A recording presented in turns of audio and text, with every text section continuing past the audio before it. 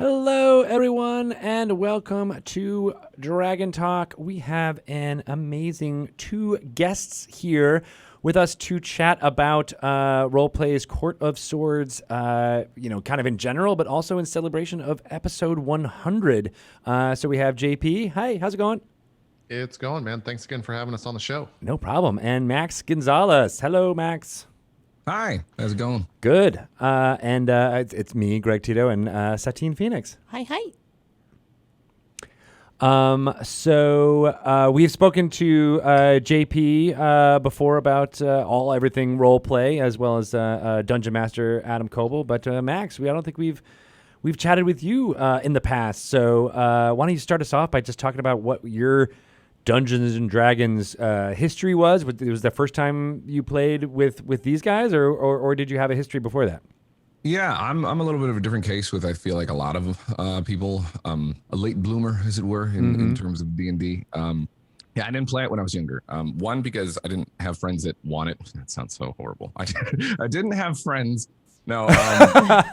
Don't worry, man. That's all of us. That's all of us at some point. I didn't have friends that played it, right? And I knew of it like as an entity, as a thing that people play, but I didn't know the specifics of it and how cool it was. If I did know, I would have been all about it, because then later on, the first actual kind of role-playing game that I started with was Pathfinder, which wasn't similar, but I started with that and then shortly played that as like an off it's like, homebrew kind of thing, just casually playing at the table.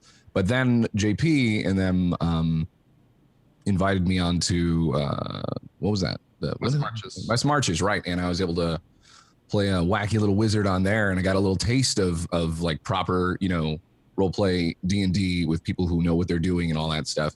And from then on, it was an addiction. It was super my thing, because even as a kid, like I grew up doing voices and imitating different characters and stuff like that, just to fill my own boredom, as a child. So it was a good fit. And then the rest kind of is history. That's a real kind of condensed version of it. But yeah, now I joined this guy, and it's been a crazy journey. He brought you along. Like, oh God, we're still doing this with him. Come on. Yeah, no, it's been a different story. It's always interesting to hear, for me too personally, like how people get into D&D. Yeah, because I am like, a lot of the typical thing is like, yeah, we played when we were growing up, and it's always been a super huge passion. And for me, it's like, God, I hear people say these stories, and I'm like, I wish I had that when I was younger, but we're here now, so that's what's important. Yeah. That's true, right? And I'm similar to you in that I didn't start playing really in earnest until I was in, deep in my 20s, really. I loved it. I loved, reading about it, and I read the books probably more than was healthy at 3 a.m, that type of thing. A kid growing up, but I never actually got a chance to play. And so it's similar to you. I just had that blossoming, like, all right, I'm all in at this point when I had that first real role playing experience. Yeah.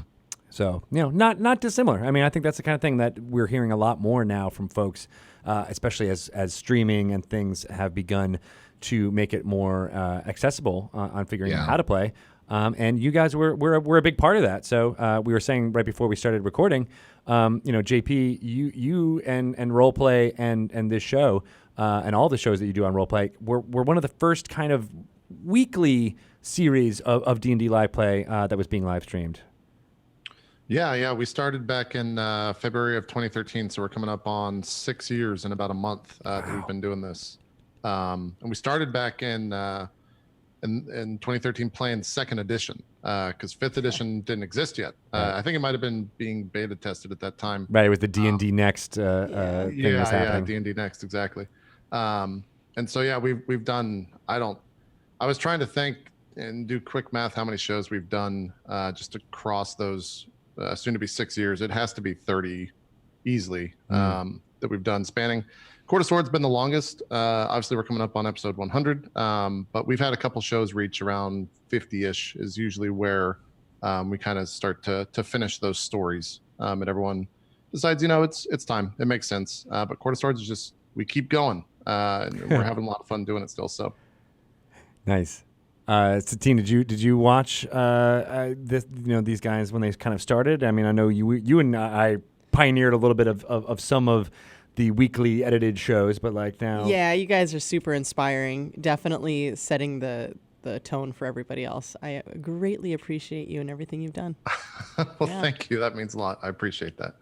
But you guys are also unique, at least in some ways, in taking folks that were more comfortable doing video game programming and shifting to tabletop. So can you talk a little bit about that and how? What was the inspiration for that? Sure. I mean, it kind of started out.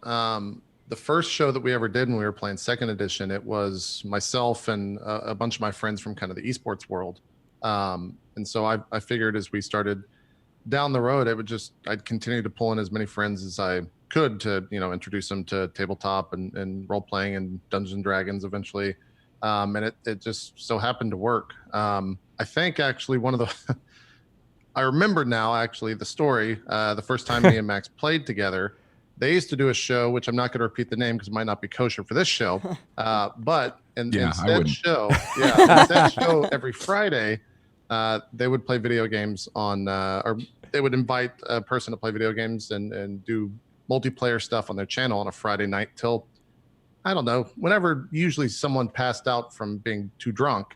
And then the next morning is when we did the first episode of West Marches. So I'm pretty sure the 4 people that came from that show were all severely hungover the next morning for that first episode of West Marches. So it was, don't go watch the VOD is all I'll say. 'Cause that was a tough time. We're all wearing sunglasses. It was. He talks like it was all us. Like no, it was me as well. On his show, but I was pushing it. Yeah, he was with the shades and everything. Just we owned it though. It was good. It created a unique role-playing environment. And the funny thing is that maybe that was what allowed you guys to do such quiet character moments. Exactly. It wouldn't have been the same. That sounds good. Let's go with that. So we just kept pulling in friends like that and introducing them to the world. And I think it's one of those things too where a lot of streamers, I don't want to say put on a show or put on a face for their own stream, but a lot of people just can slide into role playing so easily and they didn't even really realize it until the act of actually doing it. Yeah. And I think that's one thing a lot of people who have never done it before that have come on our shows and jumped into it after the first hour or so of being on one of the shows is super hooked and wants to play nonstop. At least that's what I've seen. So it's a lot of fun for sure, bringing people that have never played before into the fold. And you guys are players, obviously not the dungeon master of Court of Swords. What's it been like over the course of 98 episodes, getting into 99 and 100?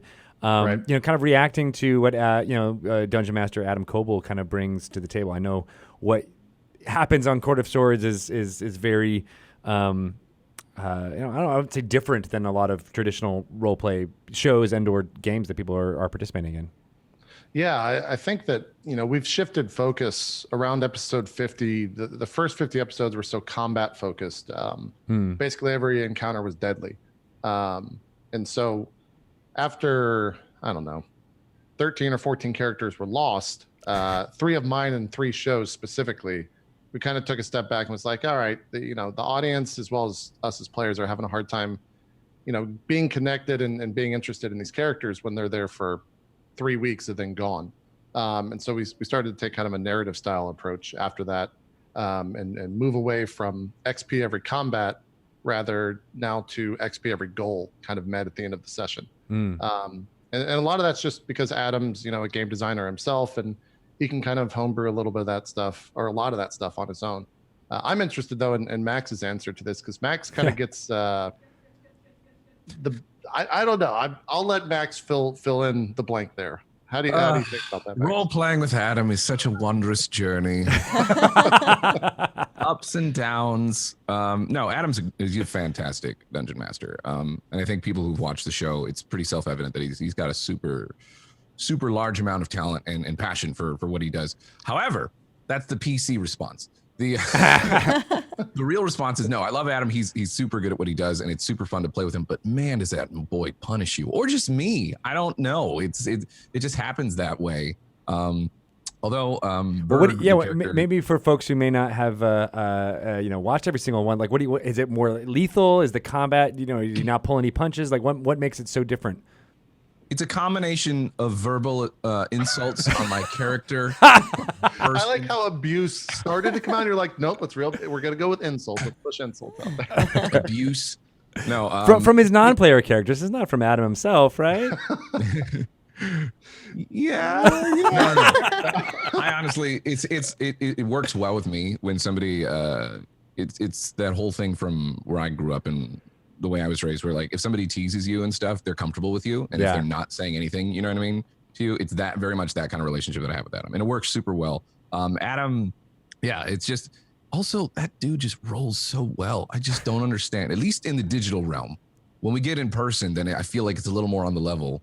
I swear he's skewing something with Roll20 and all that, but Hacks. Yeah. It's always hacks. No, honestly, he's the DM, right? So he's the one that's always going to end up making the attack rolls on us and stuff. So it feels that way. But if you were to go over, probably the stats and stuff, it's probably not too bad. But yeah, it's cool having Adam as a DM. I feel probably echoing the thoughts of the other players and stuff that play with him. Pretty lucky to be able to play with him, especially kind of as my first like DM, right? I had someone else that did it before. There was another friend of mine that was still pretty good, but not a lot of people get to kind of be introduced into Dungeons and Dragons in a real sense with somebody who has so much experience and just a crazy, wild imagination that's able to kind of like JP said, homebrew all this stuff. So it's been super fun. Yep. Yeah, Adam's really great at listening to all the players. He's amazing to watch. I love that skill as a dungeon master is like, listening to what your most horror nightmares are and then delivering upon those nightmares for you. Yeah. Right. Yeah. There's multiple times where he's pulled a player aside, or even in some of our post talk or post show episodes that we record, where he'll just kind of put it out there and be like, what do you guys think? Do you want to change anything up? Are you comfortable with kind of pushing down this narrative? And I think having that type of discussion outside of the table, not necessarily in play, but outside of play is really important to creating a environment that is fun for everyone. So I'm super happy to have Adam with us as long as we have had Adam with us at Roleplay for, 4 years now, something like that, 3 or 4 years. So definitely lucky. You guys have had several arcs, story arcs over the course of right, you're having episode 99 next week, right? So over 98 episodes. Can you talk a little bit about those and like give the overview of what's kind of happened in this? So yeah, I think we're on like season 7 or arc 7 right now, where most of the arcs all start out with a new character because the story is finished that I've wanted with that character, but Max's character Berg is kind of the constant throughout the show. If we had to name like a main character for the show, I think it would be Berg. And he's lasted, I think he joined or created around episode 27 or 37. Do you remember? Something like that? Around 27 or 30. I think people said something around 30 is a good kind of ballpark range. So we've done some time skips 10, 15 years into the future, and Berg's kind of the constant. And so story-wise, in the first episodes, we as players kind of created a problem in the Court of Swords itself. Court of Swords is one of the regions that Adam's created in his world, that just so happens to be the name of the show. And once that problem was created and those characters died, we kind of moved to other parts of the world and explored other things that Adam has created. And now, 100 episodes, 15, 20 years later, we're coming back to kind of where it all started, and dealing with the consequences, I think, of those players, or of our actions, rather, of those characters for the first couple of episodes. So there's a lot to digest. I think we always tell people the best way to jump in is to jump in at the last arc start. So episode 93 is when that latest arc was. Berg's still a character, and Ramus, who's Dan's gaming character, have been kind of the two. I think Ramus was around 35-ish or something like that, whereas me and Ezekiel, the third's characters, were most recently created in episode 92 or 93. So they're kind of the constants with a lot of the backstory, and me and Zeke are the ones that are more new and still kind of fleshing out our tales and our stories. So it's there's a lot in the world and a lot of stories that we've told, but right now it's kind of coming full circle. So you don't really have to know too much of what happened in the center there to jump in. Mm-hmm.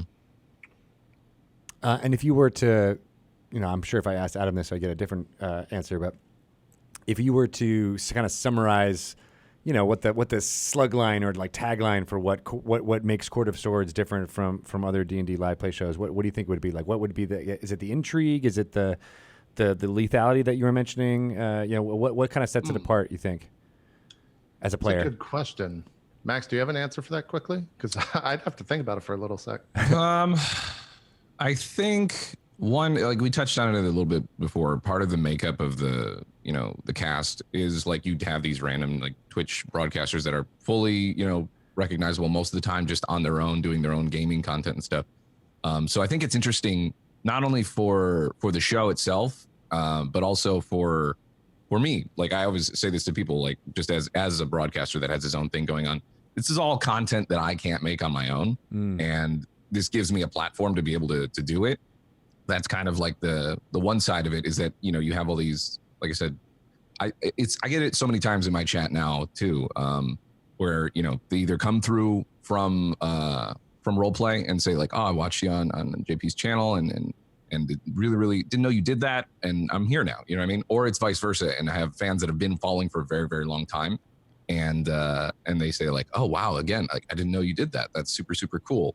Like, yeah, it's been going for, 100 episodes now. And that's always coming through.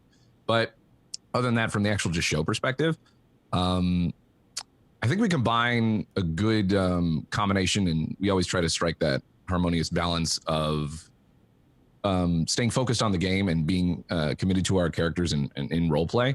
But also, we have those comedic moments and stuff. We have a little bit of table talk. It's a little bit looser than a lot of other shows where they're just laser focused in all the time. And that's not to say that there's one right or wrong way to do it, but I think that's one we've been pretty successful in striking that balance between not falling off the rails too much and being able to rein it in when necessary. Yeah, that's a good way to say it. I'll take and say what Max said and echo that. That's my answer. Oh, so I did good, JP? You did good, Max.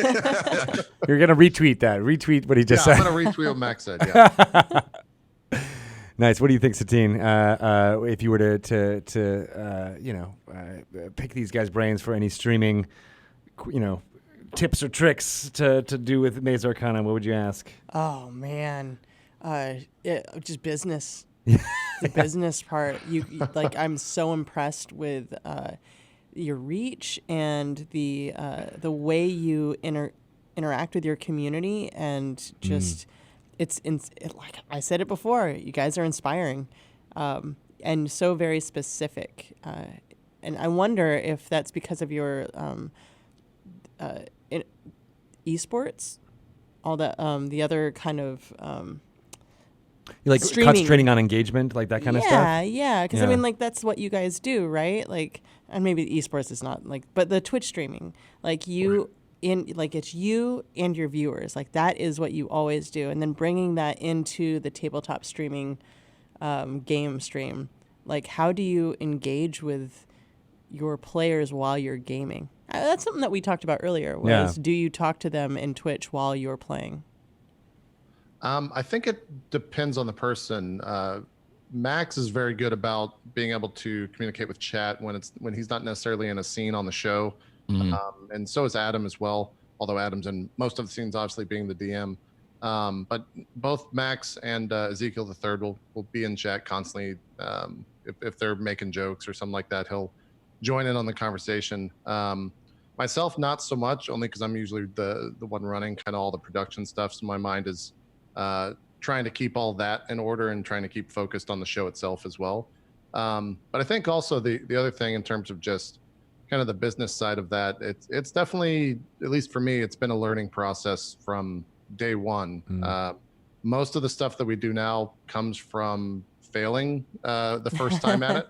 I don't think there's a right way to do to stream D&D games. I don't think there's a right way to stream on Twitch in general. A lot of it is just kind of, putting yourself out there and trying new things. And if it doesn't work, then it doesn't work. And you kind of reel back and take another stab at it until it does work. At least that's kind of what we've done at Roleplay. So I always tell people, I always get asked, like, how do you get started streaming a game? And ultimately it's just turning the stream on and figuring out a way to incorporate Roll20 or put a camera on the table or however you're going to end up doing it.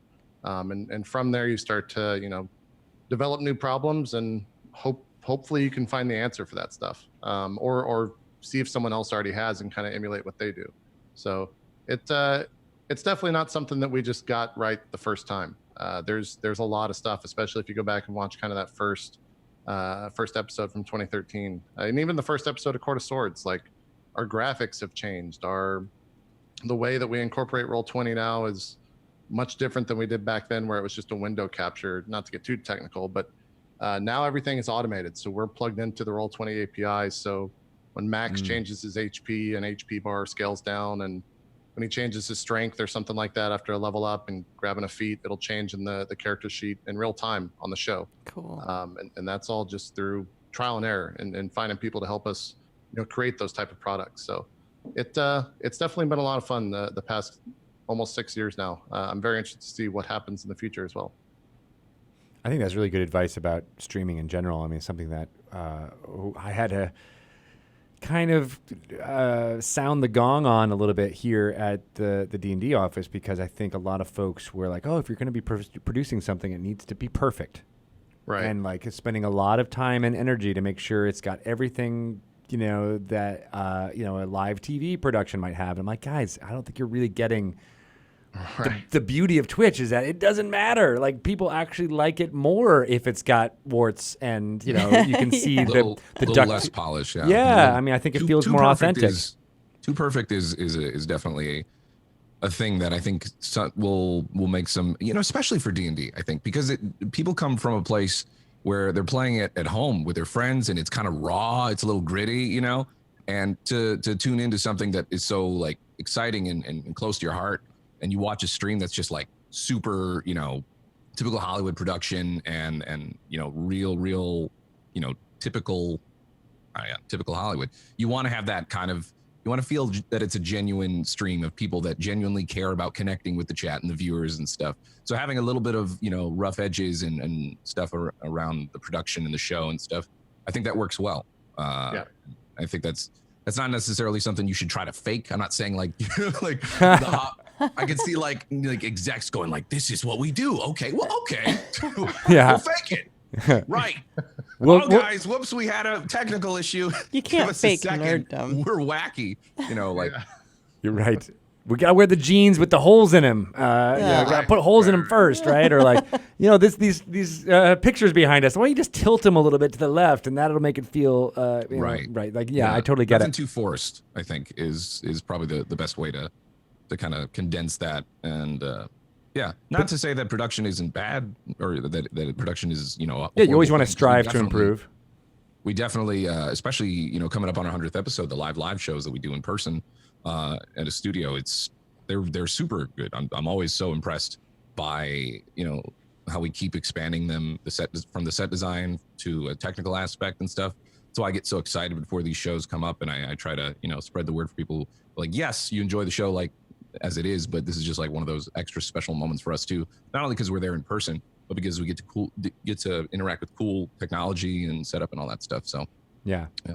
And while I'll say, you definitely don't want to strive for perfection, but your image and your voice right now on this interview is perfection. You've got the perfectly balanced thing behind you. I know some people in the chat are making fun of the fact you got a Christmas wreath up still, but besides that, man, ties it together. It's all good.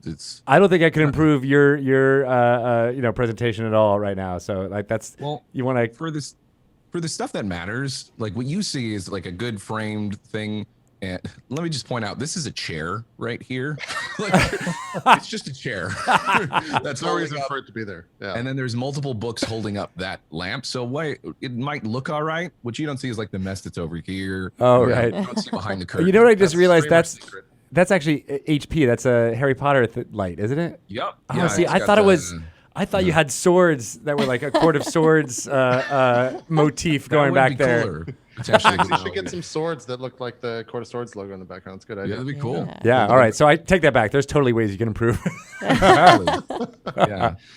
I did the thing where somebody says like, "Wow, you're doing such a great job." I'm like, "Really? Not though, because look how horrible this is." Let's go back to when we remembered we were professional. Yeah, That's right. Very professional. But I mean, I do want to, we're talking about the visuals a little bit more, but I do want to say, and I think someone mentioned it in chat, and it's worth highlighting that the audio for live play D&D shows needs to be, I was going to say legible, but you need to be able to hear what people are saying, possibly more than you need to be able to see people's expressions. Yeah. Yep. Did you find that early on? Oh yeah, from episode 1, I think, and that kind of harkens back to a good friend of mine, DJ Weed, has always said, you're only as good as your audio when it comes to streaming. So if you can have the prettiest looking photo or image, but the second you slap on, like a $5 mic, it immediately makes people tune out. Yeah. And so we've kind of always pushed for that. And I think right now where we're at with the show is the best it's been. We've kind of finally found a solution after what felt like ages for me, just searching for the proper program to kind of put that stuff out. But we're able to bring in, a 1080, 60, 4000 bitrate feed that looks flawless. And when you have streamers, the nice thing is that they usually have a good camera like Max, and they have a good mic like Max. So it makes sense for like an online show to have that type of stuff, and that stuff really benefits. So that's one of the pluses of working with other streamers and fellow streamers that are my friends that I can bring in, because they come equipped with that already. It's part of the, the professionals bag bringing around almost at this point. Right. Yeah. Exactly. So you're getting up to 100 episodes. What's that feel like as a milestone? Yeah, it's one of those things. I've only had one other show eclipse kind of that 100 mark, which is a show called Drop Frames, which is just like a general video game show. That's at like 176 now. But most of the time, me and Adam or whoever the DM was of said show just felt like the story had been, completed or the journey had been completed for those characters. But with Court of Swords, we keep trucking along. We just... this past episode actually hit level 11 on all of our characters, and the leveling, I think compared to other shows that have hit episode 100, they're generally in the upper teens at that point. And so the leveling has been somewhat slowed down, I think, for the show. But this is definitely the highest level campaign that I think the majority of the players on the show, save for maybe Zeke, have played in. Because most people either get tired of a character around 6 or kind of played that character out around level 6 or so. So that's definitely something that we've had to adjust to, not only playing those characters, but I think Adam has kind of had to, I don't want to say push himself, but kind of reorient himself with D&D and monster level and CR level when it comes to some of those high level encounters. And I know most recently we're starting to encounter creatures that I've never seen, and I've read that book cover to cover and understand a lot of the monsters, and he'll throw stuff in that I've just never heard or seen before, and that's a lot of fun for me, and I think as well as the other players, to just encounter something and as a player truly have no idea what to expect, and then a 4d10 is rolled for damage, and we're just kind of like, oh crap, like this is not not going to go very well. Or there's an aura that's a 3d10 if you're looking at a monster or something like that, and we're just like, oh, okay, all right, let's see how this goes, let's see how this fight goes. So it's been a lot of fun in that regard as well. Yeah, the power level is definitely a shift, right? Because you do end up having pretty good familiarity with spells and abilities from the first 5 or so levels, but then once you get higher, you're like, oh, I've got new toys to play with. And now, of course, that means Adam needs to have more new toys to play with to take you down. Everyone wins. Exactly. Everyone wins. Yeah, without a doubt, everyone wins, especially the audience, because they love to see us make those death saves and get into the character when or get in the character death when we're on death's door. So right, it's a lot of fun. Max, what do you think about not necessarily even just power level or what we're talking about here, but like just getting to this milestone and what that might mean? I mean, I joked before, that you guys are going to be you're in syndication. You can start to be on half-hour segments on cable TV now. Right. Yeah. Yeah. For me, it's kind of crazy that it's already coming up on 100 episodes. Like, you can think about it. If I go back and think about it, and like, especially gonna go watch back the old episodes, especially episode 1 of Court of Swords. God, it's such a difference.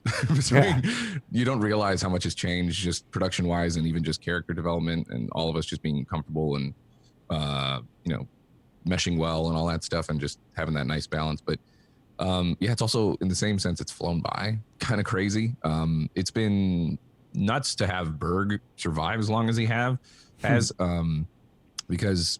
I mean, we literally made this prophecy too when I made the character, because it was coming off of a very quick character death that I just made. I was super excited for this character Wester that I made, and he died in the debut episode that he was in.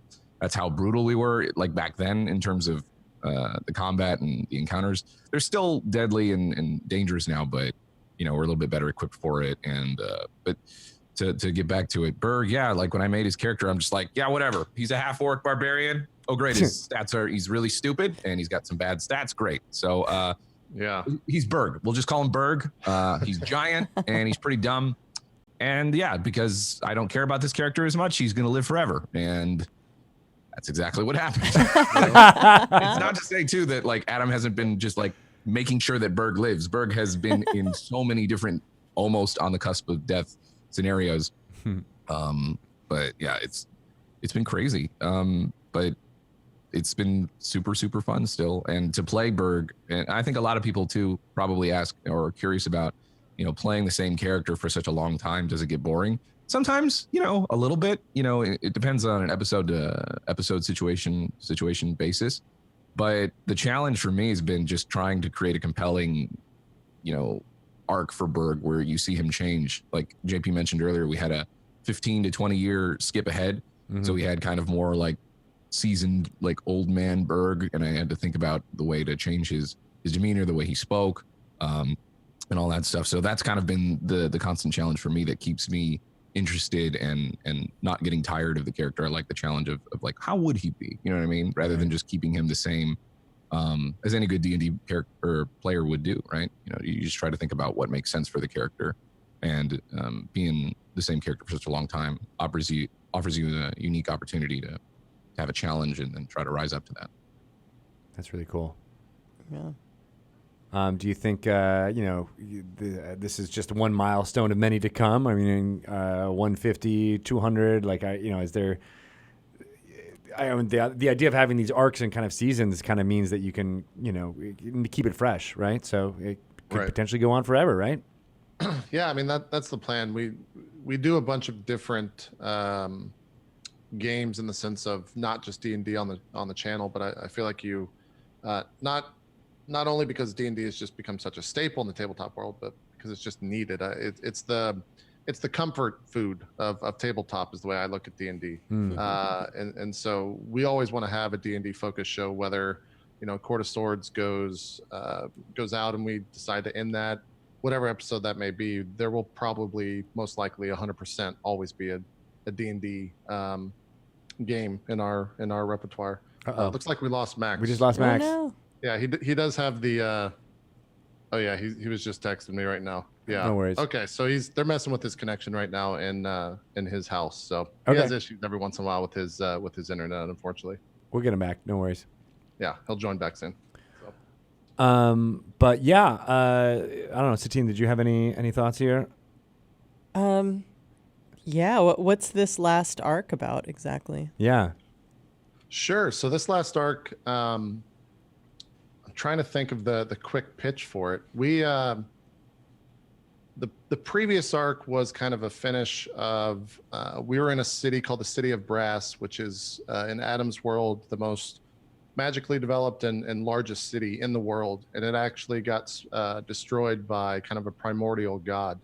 And there's this give and take between the gods of old, the primordial gods, and this new arcana, the heaven and hell pantheon, as it were.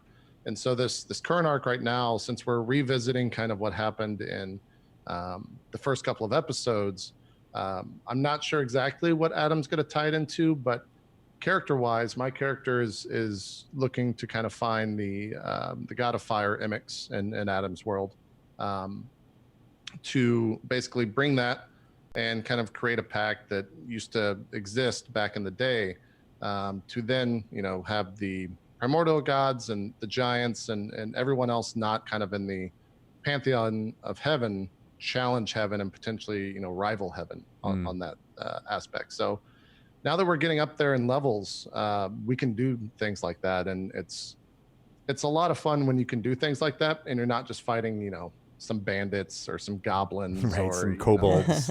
Yeah, some kobolds or a necromancer that is taking over a cave outside of a town. We're doing things that are impacting the world on a global scale. Yeah. And that's kind of where the story is headed. There's definitely, everyone's kind of got their own narratives character-wise. Dan's gaming character, Ramus, the idea of a soul is something that comes up a lot. There's a lot of philosophical discussions between characters and between NPCs that Adam creates. But Ramus, Dan's gaming character, is lost without a soul and has been for quite some time. And so we're kind of seeing what that does to a body in Adam's world. And neat.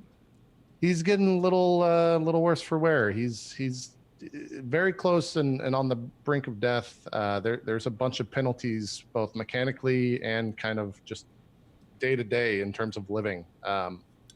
Anytime that Dan eats food in character, it tastes like ash. It tastes like death. So Adam's really good about making life rough for characters, but still making it fun. Max was kind of talking about how Berg's story thus far has always been one of ruin, and he's always kind of seen his friends fall by his side. And that's definitely something that's happened a lot. But more recently, he basically gave up kind of his mortal body and ended up going to heaven. And there was kind of a whole side arc where Max was kind of on his own for an episode or two and came back as kind of a warrior of heaven. And so my character, who's definitely someone, glued in, this is the type of stuff that only D&D players are going to be like, oh, this sounds great. Everyone else is like, man, this is so nerd. What are you talking about? Dude, I'm all in. That's why I'm like, oh yeah, tell us more. Yeah. So my character is kind of the one that's a little bit apprehensive of Berg because, he is this warrior of heaven, and that's kind of everything that I abhor, so to speak, as a character. So there's that. And then Zeke's character, his most recent character, is a Loxodon, which you guys actually just recently put out. Yeah. That's one of the cool things that me and whoever's creating the new characters, usually myself or Zeke, we usually try to play the latest and greatest that you guys are putting out there. So he's playing a Loxodon right now. Cool.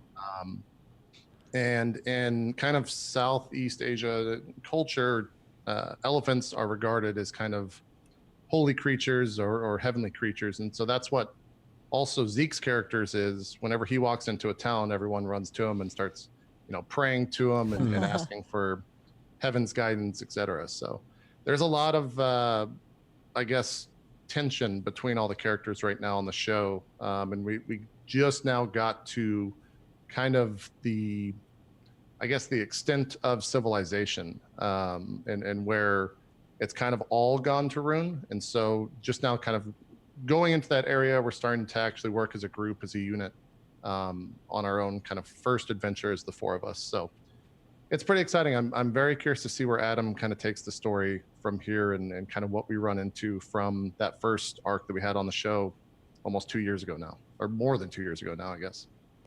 That's awesome because, a lot of the new streams out, it's very low level, and I'm extra hyped to watch the next couple episodes of this and amp up to episode 100.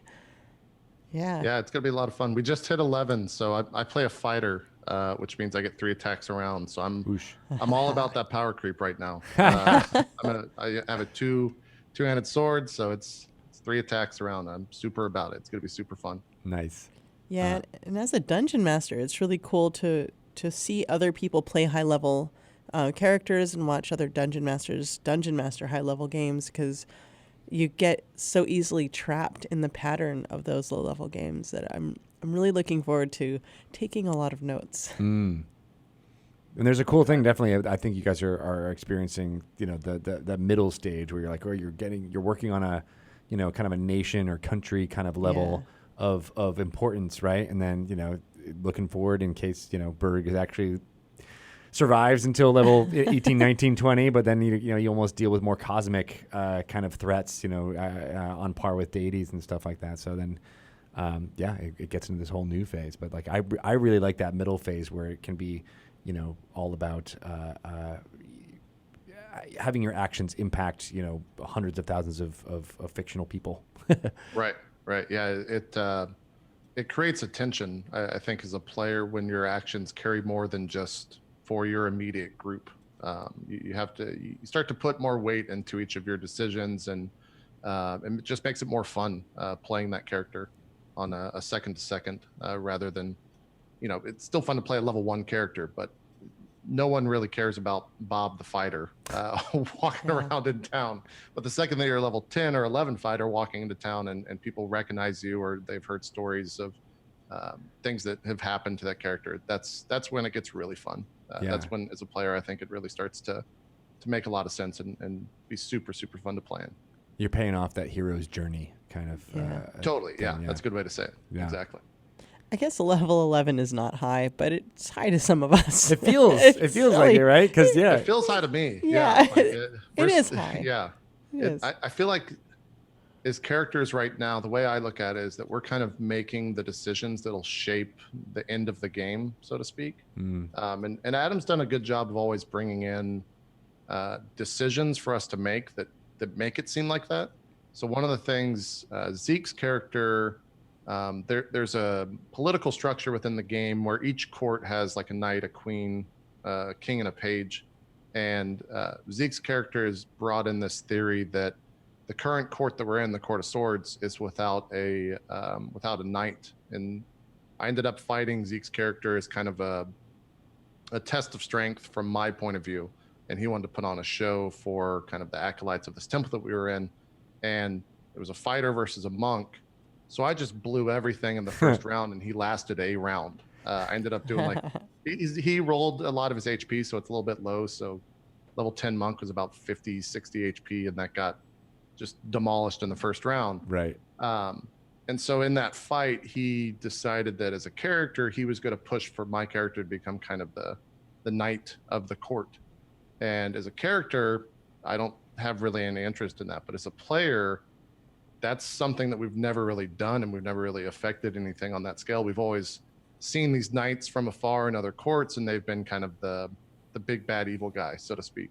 And so with that in mind, it brought in this idea, well, maybe we can push down that. And Adam was talking about Matt Colville's new book that just came out, the Stronghold book. Yeah.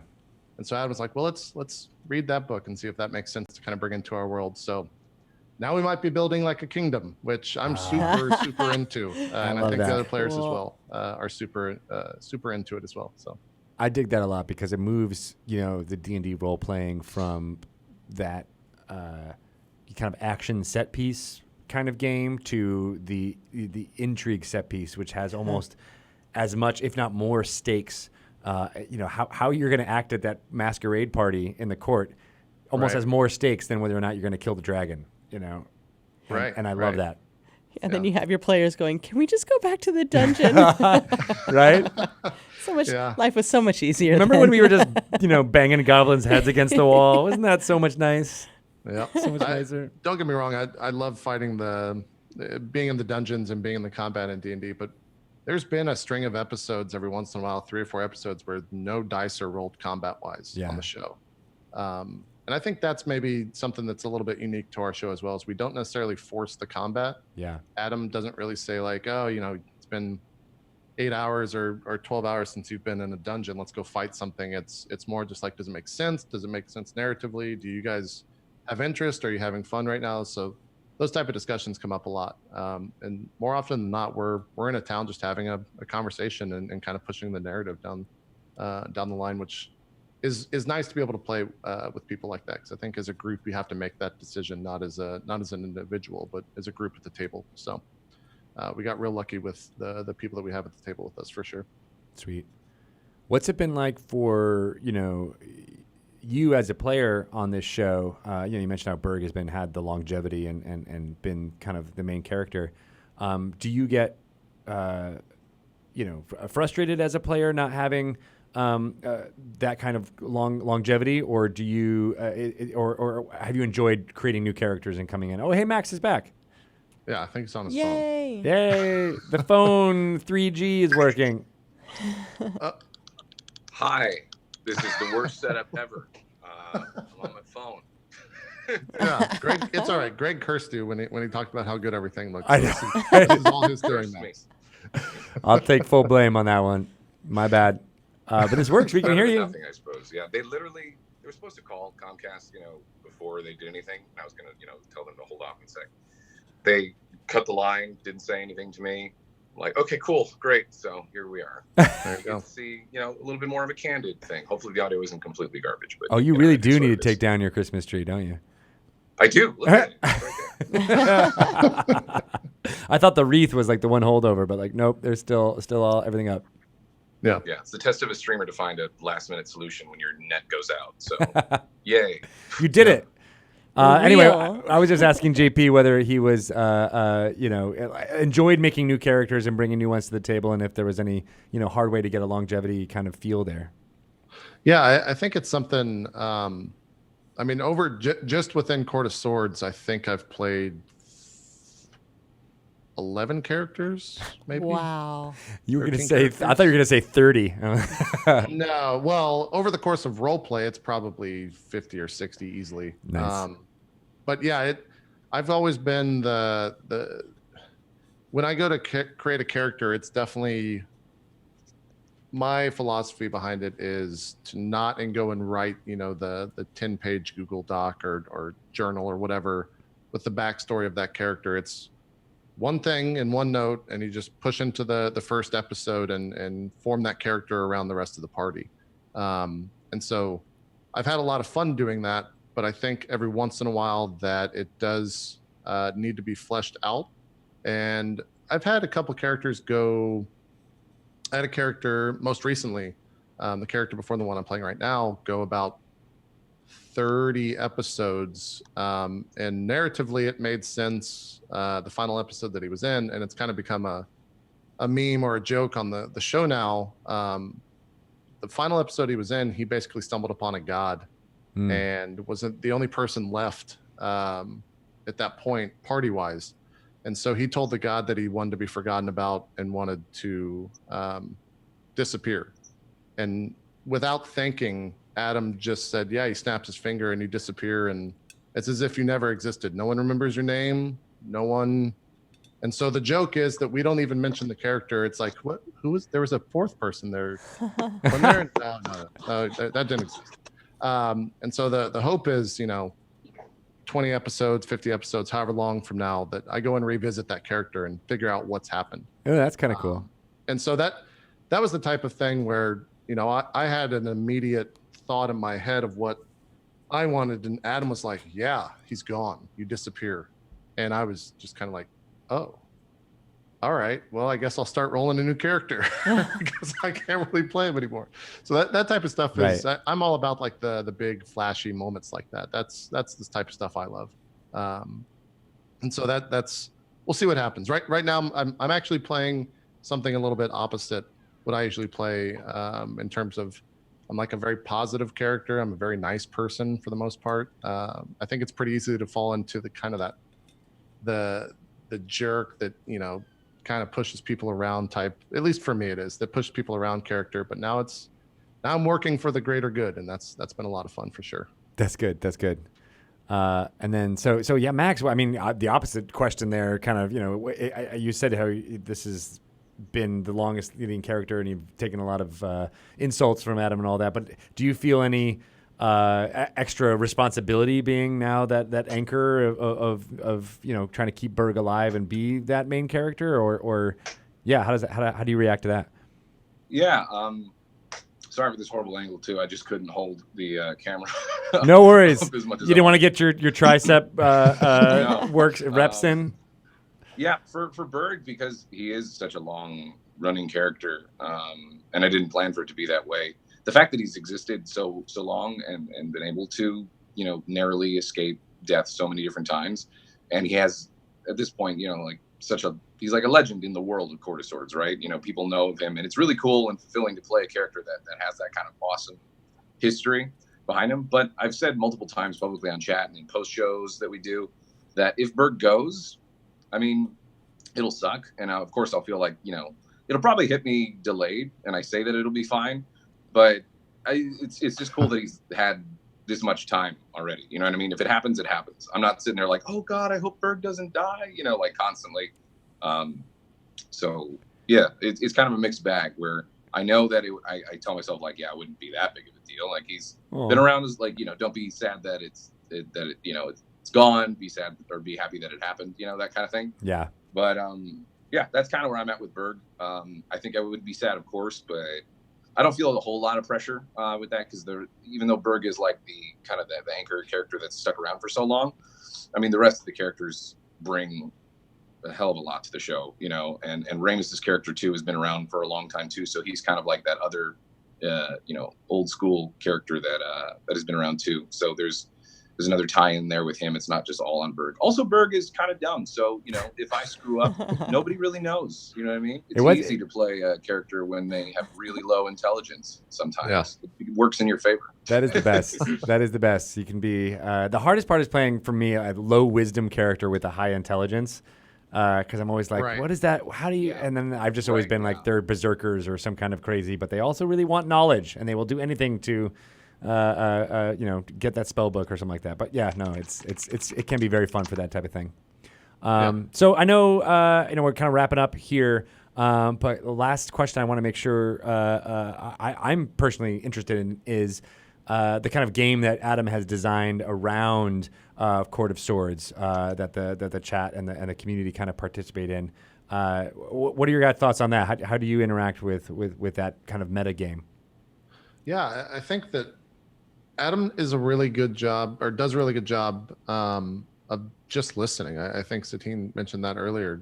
It's a strength that not that many people, I think just in life, it's a good thing to do is always just listen. Yeah. But Adam really brings it into the role of DMing. And so, you know, whether it's in the show, reading chat, or whether it's in post shows or anything like that, he even, for one of the other shows that we do, Far Verona, decided that he was going to create a Discord, and we wrote that into kind of our Patreon, to where you can jump into a Discord for Far Verona and shape the universe and join a faction within that world. And he's able to, you know, do a faction turn every single month where people have been RPing in this Discord, text or voice base, and they'll sit there and decide upon a way to vote on different things happening. And then they're a little bit further ahead in where the actual show is time-wise, but it'll affect the players in real time on their show as they go along. So it's remarkable to see or to have a DM, to have someone working for you that is just like, hey, we're going to do this thing, and I think it's going to work. And then it ends up both being a huge success for the community and also a huge success commercially for the show, business-wise for the show. And so it's a blessing to, I think, work with Adam. I don't think I say that enough. Most of the time I'm on a show with him, and I don't want to boost up his ego too much. Right. It's not like he's in chat and absorbing all this amazing praise. Adam, close the street. Get out of here. Jesus. You said JP. I have the clip. But yeah, I don't say it enough. Adam is one of the rare people out there that we just happen to luck in and work with on a weekly, almost daily basis. So it's phenomenal. Everything he does from a DM's aspect or DM side of things is just awesome. Cool beans. Well, you guys are awesome yourselves. I love that you've been doing this for 98 episodes right now, and then you'll soon, by a week's time, be 100 in, and everybody should watch that. Why don't you give us all the viewable stats where people can check it out? Sure. So Court of Swords happens every Tuesday at 6 o'clock Eastern over at itmeJP or twitch.tv/itmeJP. The live show is going to be happening on January 19th, starting at 1 o'clock Eastern. Should go for 6 to 8 hours. We haven't decided. We usually do 8 hours, but after that lunch break, coming back sometimes, we're a little tired after Be tough, yeah. we're still trying to figure that out. You'll be better off than that first episode where everyone was hungover, at least. Yeah, exactly. Yeah. It's going to debut the Roleplay Studio, which we've been working on the past, 6-7 months. So that's super excited to finally get that out there so we can kind of get that into the swing of things and do more live stuff. So yeah, hope to see you guys either on Tuesday for episode 99 or on January 19th at 1 o'clock Eastern for the big episode 100 of Roleplay Court of Swords. Awesome. And Max, where can people find out about you and your own streams, as well as Twitter handles, things like that? Yeah, my stuff's pretty easy. Everything on the internet, you can find me under just GassyMexican. Silly name, I know. Younger Max made it. At least people remember it. That's the thing. That's true. Yeah, I'm a variety broadcaster on Twitch. I also upload stuff to YouTube, and Twitter is all that. You can find out what I'm up to and what I'm doing on Twitter and Instagram and all that stuff. Follow if you want, but no worries if not. Sorry for the technical issues. Sorry that Comcast just decided to snip that thing. Hopefully the phone segment, you know what? It added flavor, right? It added flavor, right? Will he come back? Won't he? Oh. I feel like it was the the evidence for what I was mentioning earlier about making it work no matter how you can. So you guys did that for sure. Well, thank you. Congratulations preeminently or preemptively for your episode 100. I can't wait to watch. We'll be hosting it here on the D&D Twitch channel as much as we can. We hope it won't conflict too much with other programming or what's happening at PAX South, but we will have it open here, and I hope everybody tunes in and starts watching Court of Swords if you're not already, and if you're fans, it'll be a celebratory thing where you can all have fun together. So great. Absolutely. Thank you so much for having us on the show as well. Yeah, thanks for the kind words and for the support for the upcoming show. Appreciate it. Thanks. It's been super fun being on. Awesome. You guys are great, and we're hoping for episode 300. Yeah. We as well. No pressure. Well. No pressure at all. All right. Stay alive, Berg. See you later. Try. All right. Take it easy. All right, thanks everybody on Twitch. We're going to take a short break. Mr. Jeremy Crawford has been here waiting patiently, holding lots of items with liquids in them. So I was like, oh, he can sit down if he wants. But we will just take a short break, set up for that, and talk about underwater combat. Yeah, should be fun. Guys. Thanks, Satine, for sitting in and being here for co-hosting duties. Nega Noble was here. It was a wonder and a joy as always to be in the same room with you. So high fives. What do you got going on for Maze Arcana stuff this week? If you want to just quickly plug that. So we have Sirens of the Realms on Tuesday. Getting back in. We just had our holiday special last week, and we played Dungeon Mayhem in the game. Nice, super fun. And then we have Inkwell Society on Wednesday, and then the last Dungeon Master's Guide on Sunday with guest TJ Storm and Maud Garrett. So that's going to be a really good one. Cool. And then we'll be back with that in February. Sweet. Yeah. And that's Dungeon Masters Guys on Sundays. What time? That's Sundays at 1 p.m. 1 p.m. All right. Yeah. Tune in. I like your guests. That's going to be man. awesome. Yeah. All right. Thanks, everybody. We'll be back in just a couple minutes with Jeremy Crawford and Sage Advice.